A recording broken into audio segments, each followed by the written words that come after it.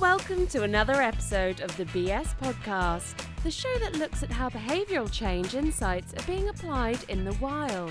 Episodes feature renowned behavioural experts across industries and organisations, from management and marketing to policy and public health, and more. Let's dive in and see what all the BS is about. Here's your host from The Behaviourist, Nick Hobson. Hello, BS listeners, and welcome back to another episode. Today, I am excited to have on Matej Sucha. Matej is the founder of MINDWORX, a unique consulting company helping clients understand and use insight from psychology and behavioral economics in domains like marketing, sales, HR, and behavior change.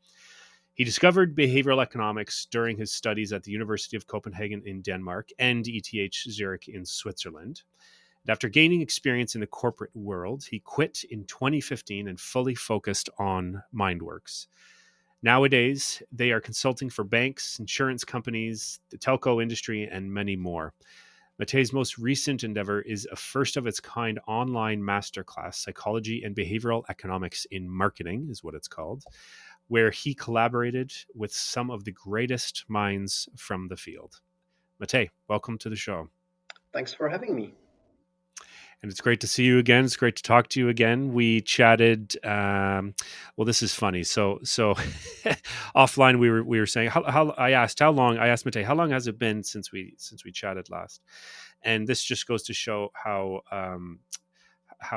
not sharp or dull my mind is during COVID pandemic. In my mind, I was convinced we'd talked like 6 months ago, and it turns out Matej was saying it was only about a month ago, right? 3 weeks ago or something like that. Something like that, exactly. So I don't know what's going on with my mind, but it is something I've heard that are the way that we construe and perceive time these days, i.e. in the middle of a global pandemic, is very different than how we normally do, just because our sort of routine and our daily lives are so disrupted and out of the ordinary. So I attribute it to that. There's some explanation for why I can't remember.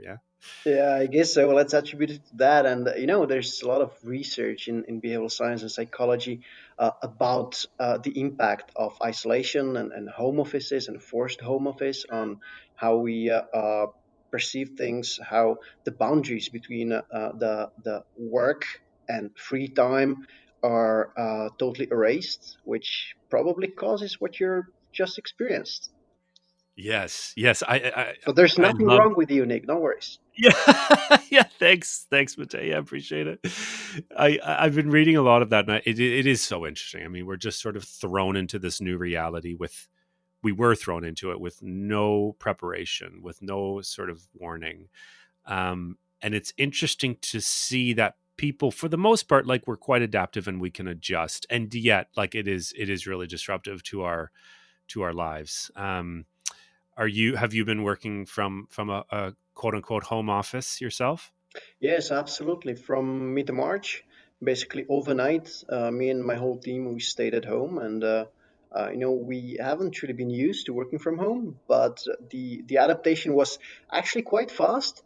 But it was a very interesting social experiment, I guess, because on the one hand, you're reading about what it is causing to our minds and our well-being and how we function. And then on the other hand, you were observing yourself and your team, in this situation, and you could exactly see the patterns that you had been reading about.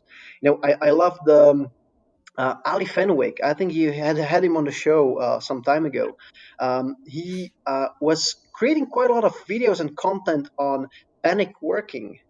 And I actually experienced panic working during the first months of COVID, and my team was experiencing some other things which you read about in the research. So yeah, we could really feel it on ourselves. That's really interesting. Yeah, I've noticed. I've noticed, yeah, myself as well. Just and I've worked from home for the majority of my time over the last few years, but I would still like go places just to get out of home and to like feel like I'm getting in change of scenery, change of environment. For me, what I find the hardest, and I think a lot of people now have to sort of think about this and deal with this, is I'll do like a 9 to 5, let's say, and then the family comes home from work or school and daycare, and there's not a moment of my time where I transition between work and home, or home life, which is like Mhm. getting dinner ready. And like, so usually I'm in my loft of this office, my office, and that transition of, or like my commute to home, into home life, is a walk down 2 flights of stairs, and all of a sudden it's like screaming children and cooking dinner, right? So there's something to be said about whether it's a commute or whether it's something that interrupts the sequence of work, or the space of work, and the sequence and the space of like home life. And I read something that it's really good, given that people are sort of now in this having these experiences of a home and having a home office, to have something that is there's a term for it. It's a ritual in some specific culture that I'm drawing a blank on. To do that, to sort of signal to yourself and your mind that what comes next is different. What comes next is non-work, right? And sort of divorce it from what you've been doing for the last eight, Absolutely, 8 absolutely, hours. and just little things, little rituals like dressing up in your work clothes can help. Get in the working mood.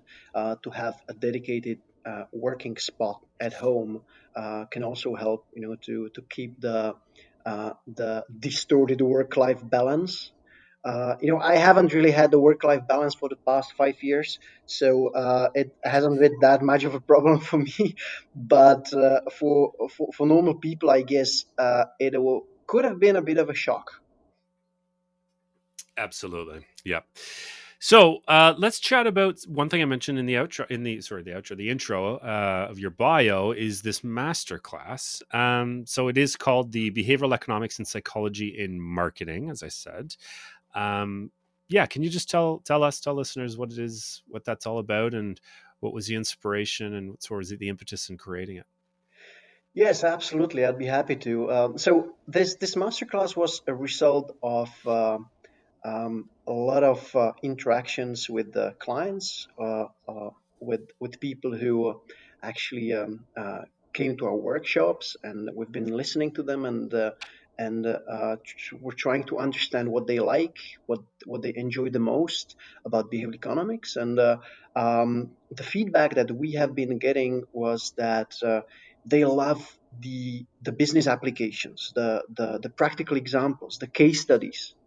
And we saw this excitement in people as they heard us talk about how the theoretical concepts can be actually used in practice, and what amazing results they bring. And we thought, why not to take this online to bring it to more people? And but then we thought, okay, but if we do something online, we should get some big names, on the masterclass. And that's why we decided to reach out to first Sam Tatum. I got to know Sam. He's the behavioral strategy director at Ogilvy Consulting. um, and I've got to know Sam at a conference in Prague a couple of years ago, and he was excited about the idea. Then we convinced Rory to get on board, and then we managed to convince. And he's the surprise guest in the masterclass, so I won't mention the name, but he's probably the best known and the most famous behavioral economist in the world, with many bestsellers. And so we got this all stars guest speakers on the masterclass, and we created something which we thought would be valuable for people. And nowadays there are around 1,500 learners in the masterclass. We're getting some amazing feedbacks from around the world.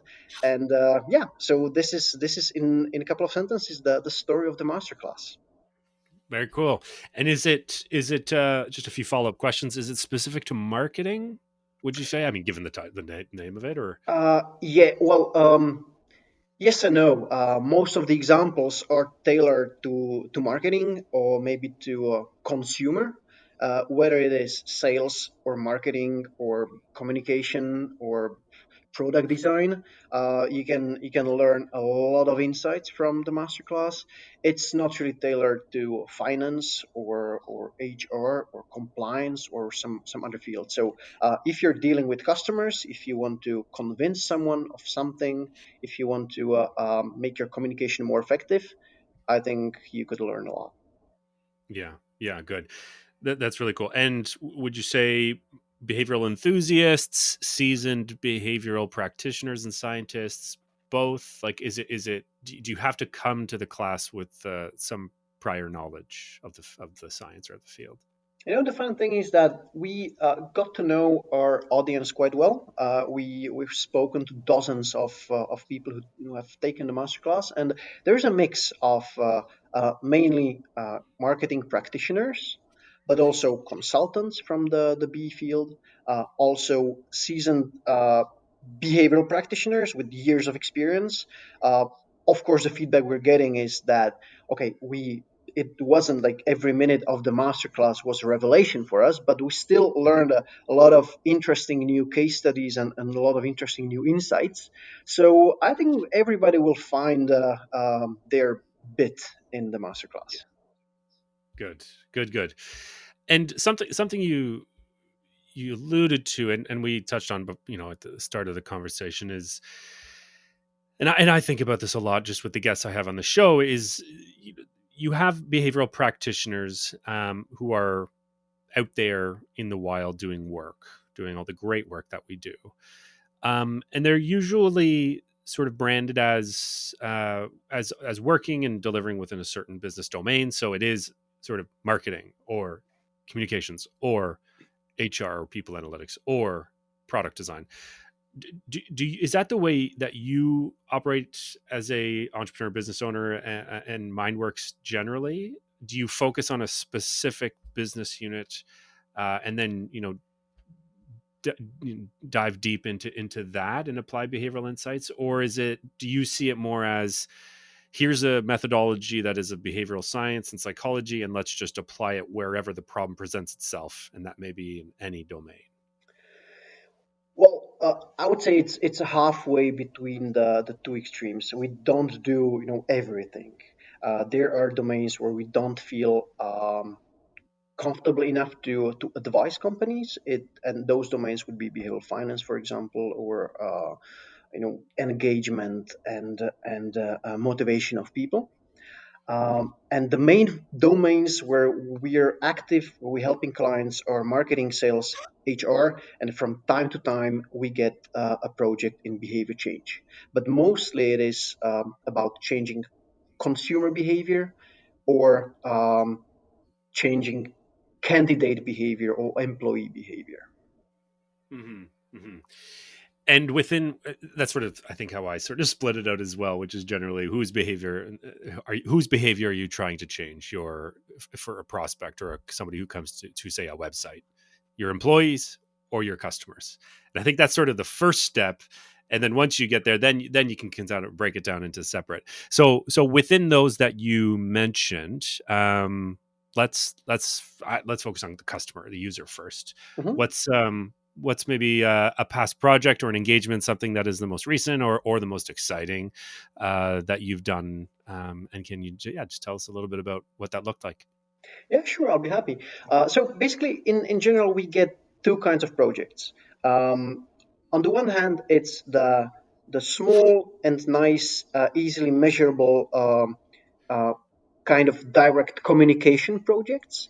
Where recently we delivered a project for an insurance company who were trying to sell travel insurance, and actually they were offering free travel insurance for a year to their customers, and no one wanted to get it, which doesn't make any sense, right? You have a great product there, giving it out for free, but people don't want it.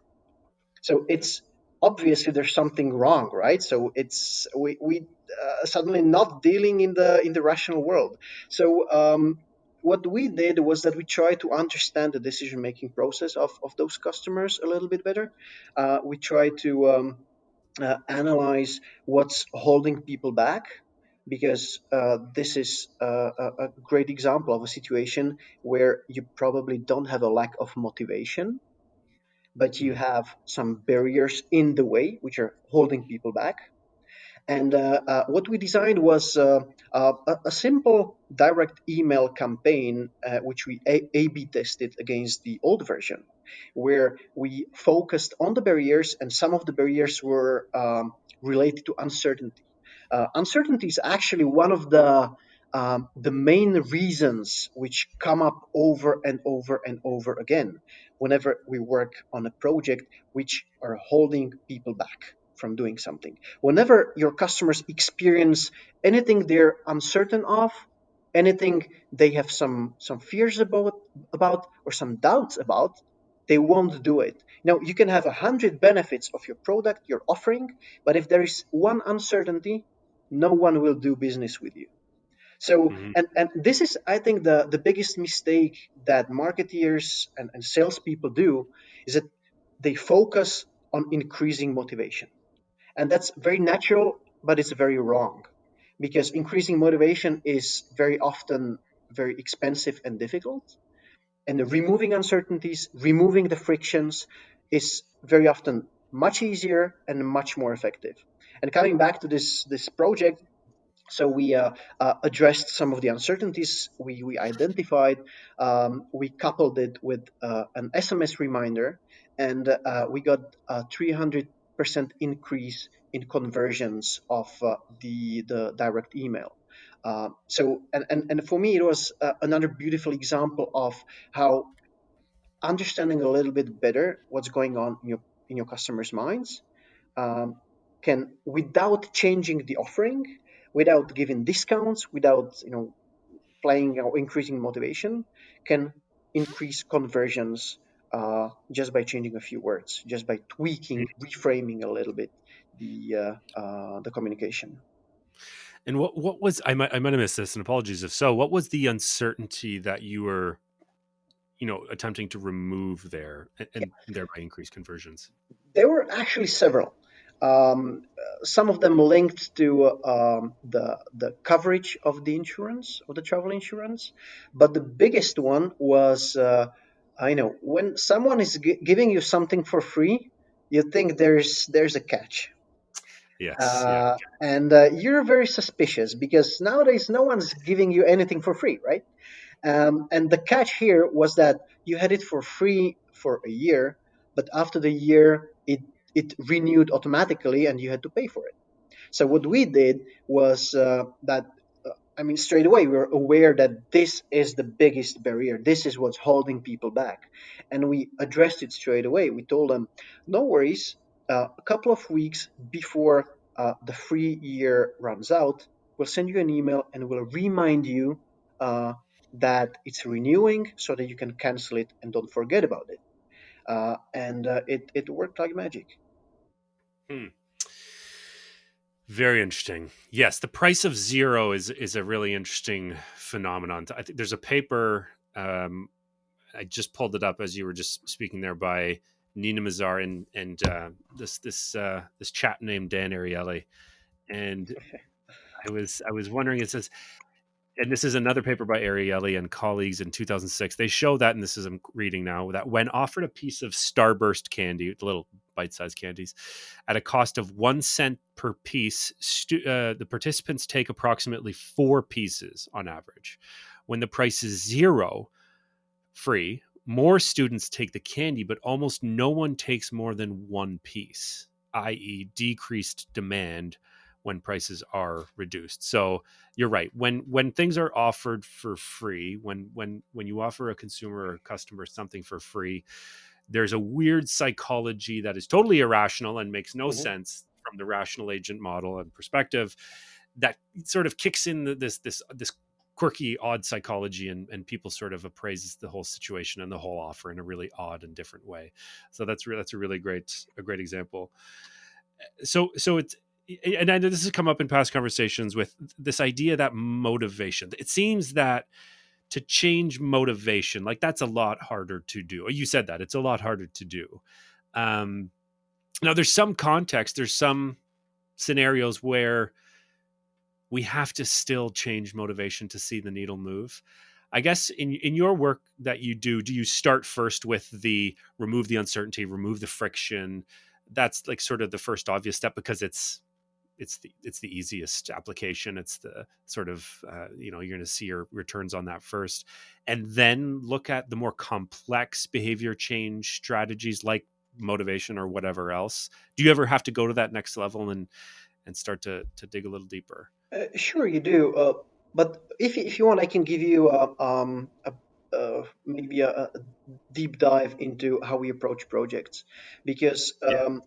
usually or never we get a project, get a goal which we want to achieve, and jump straight into designing solutions. It's always we start with something we call a behavioral audit, and in the behavioral audit we try to understand what are the current habits of customers, what are the reasons why they're not doing what you want them to do. Is it lack of motivation, or is it, are there any barriers standing in their way? What's the context of the whole decision? And once we have analyzed that, and we use all kind of approaches, from observations to of course talking to customers to analyzing data, uh, then we can go to the second stage, which is the actual design of the solutions. And sometimes it's mainly about removing frictions or removing the reasons why not, but very often it is also about increasing motivation, and I think those two can nicely go hand in hand. um, for example, if you want, I can give you another example of a project in a different area, which was HR, where we were approached by a company who struggled to get workers to get people to react to their job ads. And so we did was that we redesigned a job ad, and the solutions that my colleagues came up with were rather surprising, because what we did first was that we removed all the benefits of the position that the company was claiming, because simply there was an information overload. And we all know, or at least we were aware of that, that if you have two or three really nice benefits, but at the same time you add three, four more which are kind of sloppy, uh, the overall feeling is bad. So you should rather remove all the bad stuff, keep it shorter, but Mm. more kind of persuasive. So this is the first thing we did. We removed the expectations on the job applicants, because we realized that this was a position of a call center agent. And at least in our region, in every job ad, you have the required education. And there was everything from secondary school to first, second, third university degrees. And we thought, okay, but what does this do? If you have someone with no university education, and he sees that um, a second degree university education is also someone or a profile that we're looking for, that he might be Mm. discouraged, because he might think, oh, isn't this gonna be too difficult? Isn't it gonna be above my skill level? So again, the first thing we had in mind were these uncertainties. What are the uncertainties that the person can have when looking at this job ad?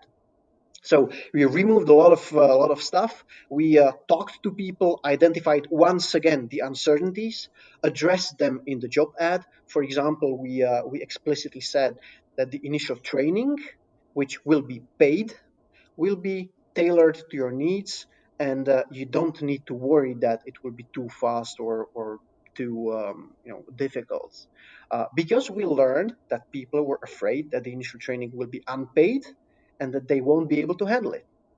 Then we used social proof in a clever way. We used a claim from a person on the team who said something when I first saw the job ad, I was a little bit scared because we wanted the person who is reading the job ad to feel that the person who's actually giving the testimonial was in a similar situation, because we all know that social proof is the most effective when the target group that you're showing to people is similar to the person themselves.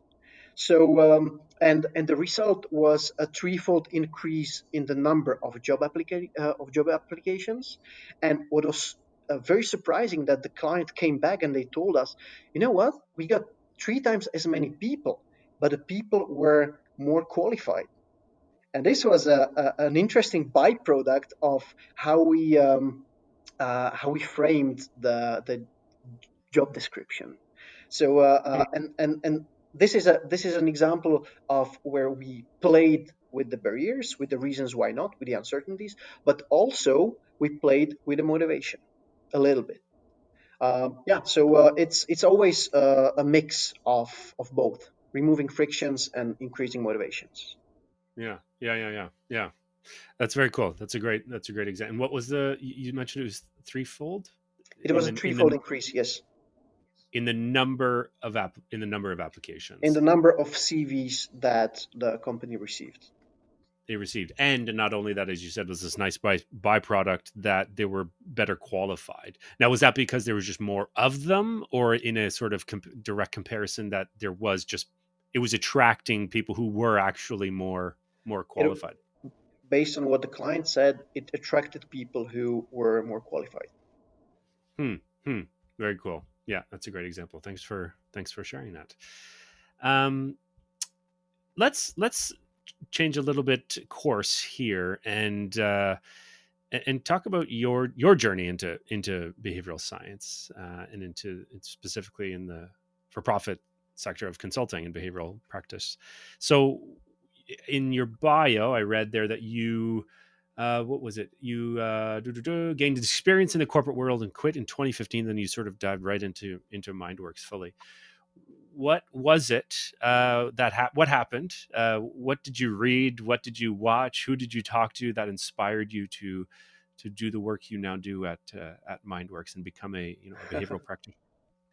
I was on my way to becoming an actuary. I studied actuarial mathematics, and I started working as an actuary in Vienna at the time. But fortunately, what happened was that during my studies, I somehow stumbled across Predictably Rational by Dan Ariely, and I read the book, and I was pretty much amazed. It opened a whole new um, perspective on people, on how we make decisions, on how we behave, and on how these amazing insights can be used in business, because I've had always been interested in entrepreneurship in business. And so basically, from that moment on, I dedicated all my free time to learning all I could about behavioral economics. I finished my studies. I got this job as actuary, and 3 years in the job, I was fed up with mathematics, and I was dreaming about applying behavioral science in the wild. So I went to my boss and I quit, and I founded the company. And yes, ever since we've been doing behavioral consulting. No one wanted to work with us at the beginning, of course. Hmm. We had no clients, no experience, and then we thought, okay, so probably we won't be a consultancy from the first moment, from day one. So I started speaking about the topic a lot, writing a lot of blog posts, media articles, and then I think it was half year after I quit, I got my first paid gig. It was a workshop, and then a couple of months later, the first client came, and yes, and then it somehow started picking up, and uh, now we're doing some working on very nice projects for the biggest companies in our region. That's great. That's good. That's excellent. Well, congrats on quick success, right? There's it's not an easy thing to launch a sort of new consultancy, especially one that is centering around this still very this field like behavioral science, which is still in its infancy. But it's really good to hear that across the globe in different markets, there is a greater appetite for the work that we are doing, and this is a perfect example of that. Yeah. Absolutely, and I can see that over the 5 years, the market has evolved so much. When 5 years ago I talked to marketing managers, CMOs at big companies, they had no clue about behavioral economics, and now more often than not, they have a clue. They have read a book, they have seen a TED talk, they have read one of our blog posts or heard a podcast. So the market is changing, and the appetite for behavioral economics applied in business is growing so much. And if you had to choose one, and this might be a bit difficult, but if you had to sort of in your conversations with prospects and clients, um, is it the marketer? Is it the HR director? Is it the product person? Which one of these people are the ones who just get it, or they sort of have a natural interest in behavioral economics and behavioral science? If you had to choose just one. That's a tough question. And well, but if I had to answer it, I would say it is those people who are in charge of direct communication to customers. Hmm. Uh, so mainly online marketeers or people in charge of direct communication campaigns. So those people who need to deliver results. So make customers tick and convert. So these are the people who can see the benefits the fastest. Yeah, I guess it's because they are the marketers and these types of folks, especially in social and digital marketing. There's so much attention to conversion rates, and there's so many different metrics that they tend to rely on for uh, the efficacy or the effectiveness of a test or an intervention. So it makes sense that they're the type of people who get behavioral science, who get the methodology of running an experimental group and a control group and gathering data and seeing if the needle moved, like that the principle of that thinking, which for us and for probably a lot of the people listening, it's like, yeah, that's so obvious. That is not so obvious to people uh, without who don't have an understanding of science or behavioral science in particular. So it makes sense that it is the folks, as you said, who have a direct communication to customers, especially digital, especially online, who are trying to see the needle move. Um, you have this great initiative called Inside BE. Is it Inside BE or Inside B? I'm assuming Inside BE. Is that It right? is inside behavioral economics, inside BE, right? Yes, exactly. Okay, can you I know, but if you can just explain to listeners what Inside BE is and yeah, the thinking behind it. Yes. So in one sentence, what InsideBE.com is or will be is an online hub, content and e-learning hub dedicated to behavioral economics in business, where all the content will be created by the best BE experts worldwide. So that's in brief. And I'll elaborate a little bit more on what it is. But I'll give you a short background of why we got the idea of doing this. And during COVID in spring, several things uh, came together, and one of them was my frustration with the behavioral world. And there are several, but the main frustration is that uh, I have the feeling as if we, as behavioral practitioners, were ashamed of doing work for businesses because we constantly talk about how we're using behavioral insights for pro social interventions, for policy, and so on. And no one is actually talking about how an amazing business tool this is and how immensely businesses can benefit from behavioral sciences. And it's not only about selling more or communicating better, it's about using it in HR to get people more engaged. I mean, you name it. Whenever you want to change people's behaviors, perceptions, this is the thing you should know about. And I'm super frustrated about that because I don't understand it, because I think it's absolutely wonderful what we're doing, and it's bringing great results, and those companies are super happy about it. But for some reason we're not talking about it. So this is the first thing. This was my frustration.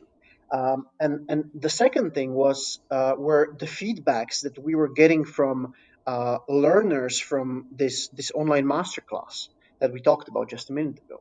And as we talked to them, and we were asking, so what were the parts that you liked the most? And everybody was saying case studies, case studies, case studies, seeing how behavioral insights are applied into business, into practice, into my field. I want to see more of that. And we all know it as behavioral practitioners that people get easily excited about behavioral science because you give them a couple of examples of how changing a few words had a great impact, and they get excited and they want to learn more, and then they start googling, they start reading books, and what they stumble across constantly are save more tomorrows and organ donations and collecting taxes in the UK. And these are great examples, but it's not enough, and people very soon hit the wall.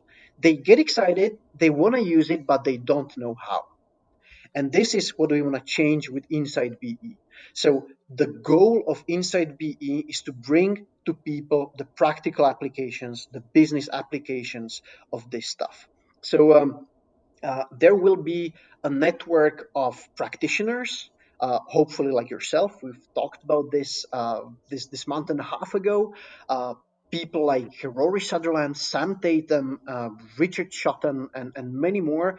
We've spoken about the idea, and they all were super excited about it because it is, on the one hand, what we all feel is happening, that we should be sharing, these business insights.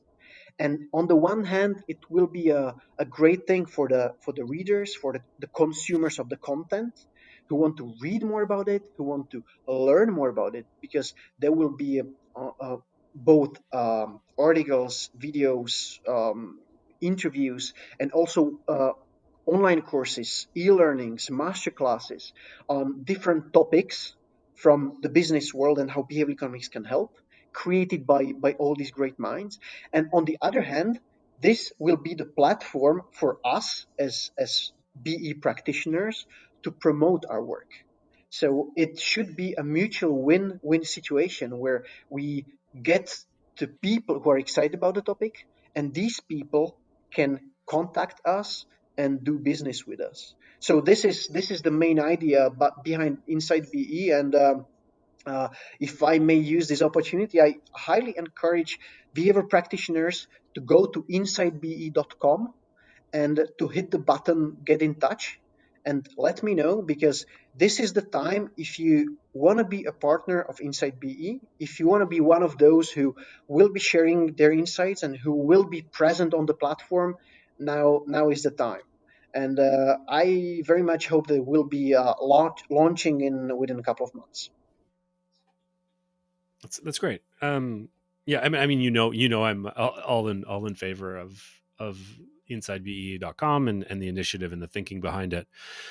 To go back to one of your points, like sort of your frustration with the field, what is it about that we have this hesitation or this reservation to not to do the work, because we are doing the work, but at least to sort of publicize and advertise and tell the world, hey, we are doing behavioral science for business, in business, to help our customers and to help our clients. It's almost like is there a shame factor? It's like a dirty word to do BE in business.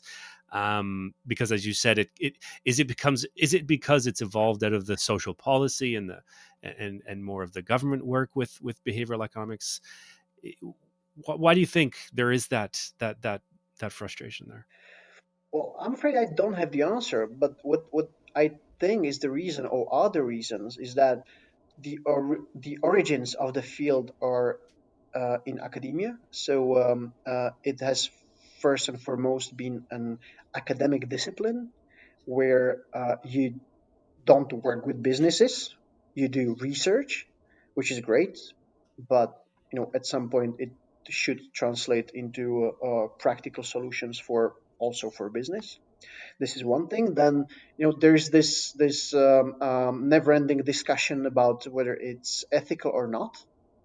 Mhm. So to avoid the discussion, probably many people don't even speak about how they're using it to help businesses, which is a valid question, of course, because you can behavioral science is a mix of or is a bunch of tools, right? And you can use the tools for the good or for the bad. But saying or perceiving using it for business as being all bad, I think it's completely wrong. So I think it's these two main reasons, and then there is when we dive into behavioral principles, there is this social norms, this implicit social norm that everybody is speaking only about the nice and pro-social applications of behavioral science. So everybody will be doing it because we don't want to be those not complying to the norm. So yeah, I think it's a mix of these three.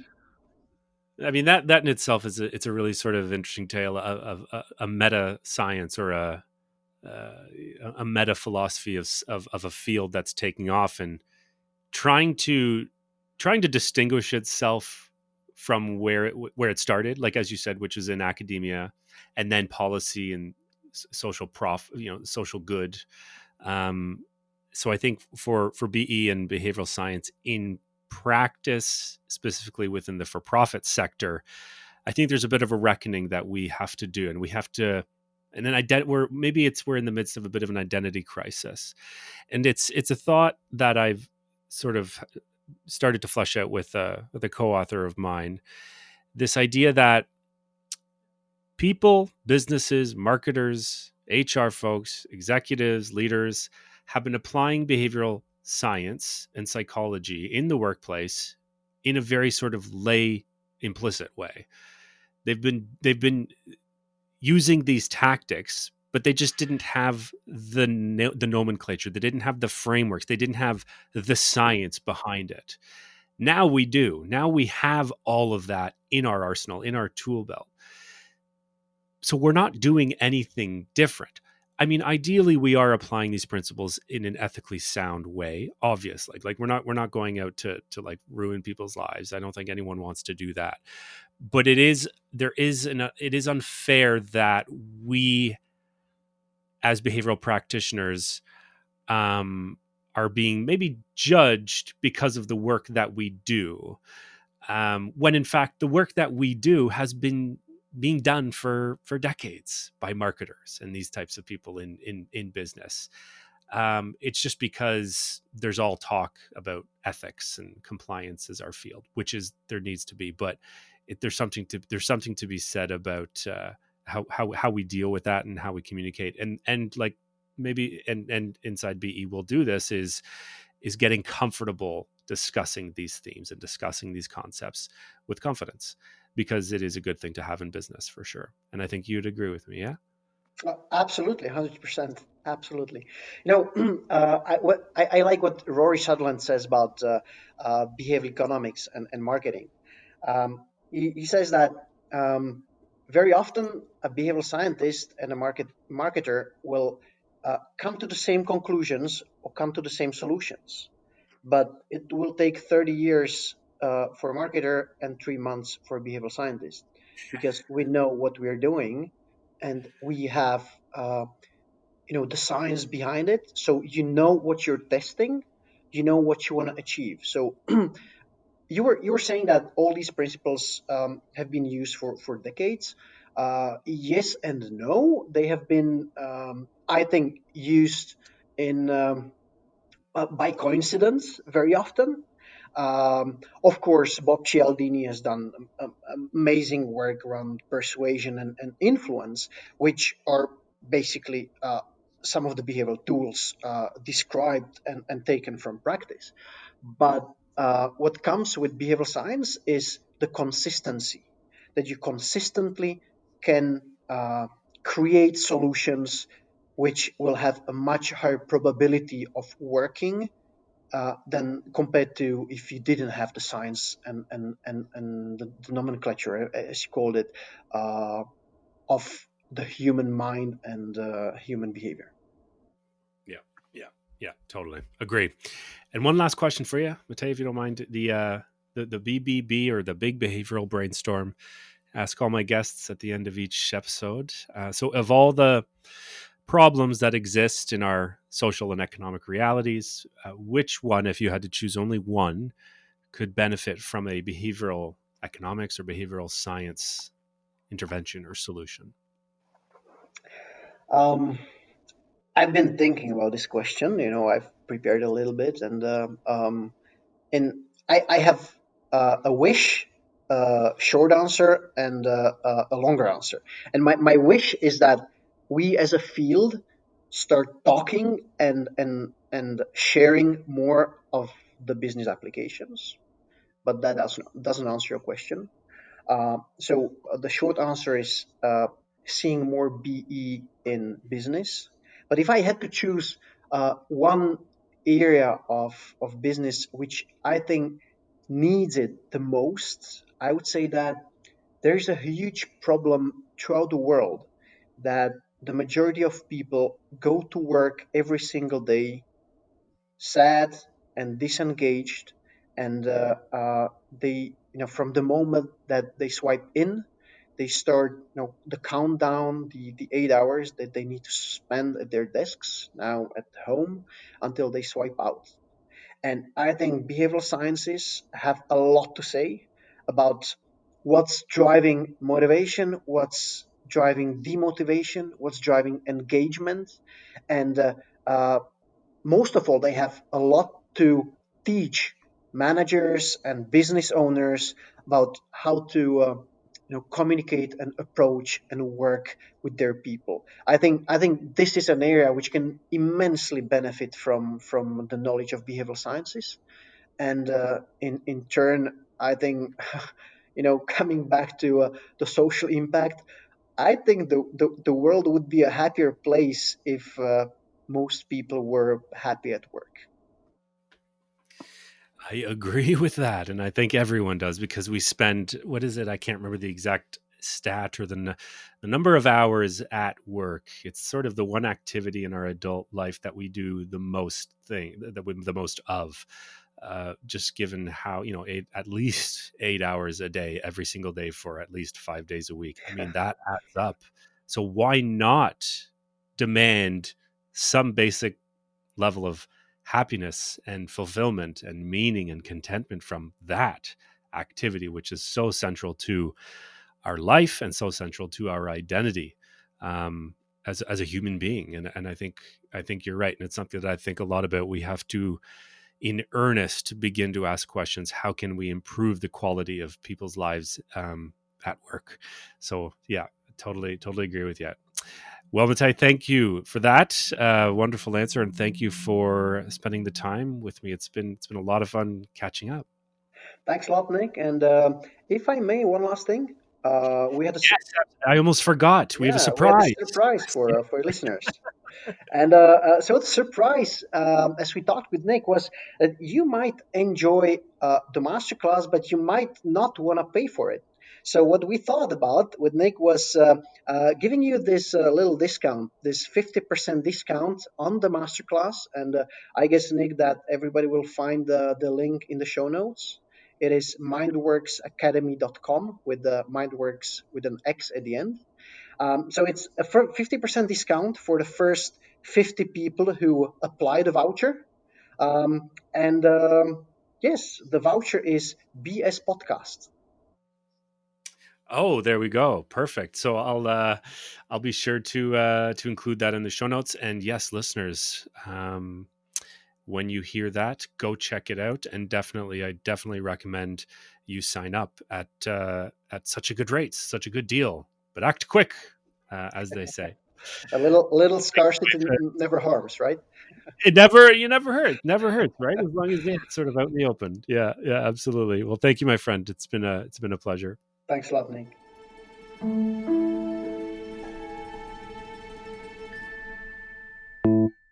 Hey, Nick here once more. A final farewell note before ending. All the show notes, links to papers, resources, and materials mentioned in this episode can be found on the BS podcast page of The Behaviorist, where you can find all episodes and lots of other interesting and easy to apply sciencey stuff. Just head on over to www.behaviorist.biz/BS podcast. The show is edited and co-produced by Laura Christine and Noel Rain, and visual artwork, banners, and animated GIFs created by the talented Iris Deng of dengit.org. That's DENGIT.org. Definitely go and check it out.